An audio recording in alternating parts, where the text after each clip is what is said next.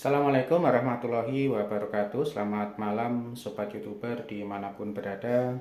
Jumpa kembali dengan channel saya, Agus Channel Pendidikan, yang merupakan channel seputar informasi tutorial pendidikan dan dunia medsos.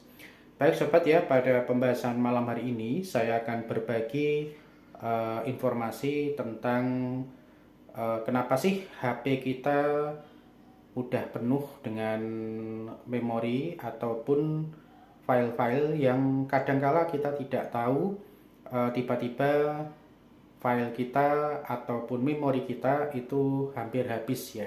Nah, di sini perlu sobat ketahui bahwasannya ada file-file yang terkadang tersimpan otomatis di HP kita, dan ini yang menyebabkan HP kita memorinya menjadi penuh. Nah, untuk itu sobat ya, kita harus bisa cek file apa saja yang sekiranya harus kita hapus, dan file tersebut harus kita hilangkan dari memori HP kita, sehingga ketika kita menggunakan HP kita dan overload filenya, maka kita akan terjadi yang namanya prosesnya lemot ataupun loadingnya lama. Nah, ini penyebabnya. Oke, seperti apa penyebab dari file tersebut dan bagaimana cara kita melakukan cek file-file mana yang memenuhi dari memori HP kita. Langsung kita menuju ke TKP. Let's go.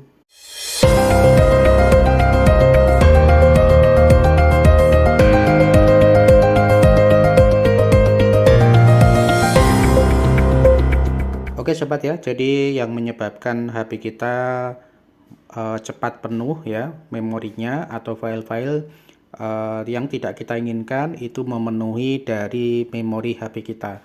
Nah, untuk cek pertama kali itu berada di WhatsApp ya. Kita buka WhatsApp, kemudian tanda titik 3 atas, kemudian masuk ke setelan.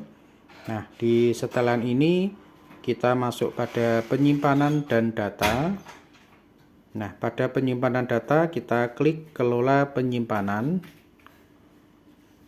Di kelola penyimpanan di sini nanti akan terlihat untuk file-file. Di sini ada lebih besar dari 5 MB ya.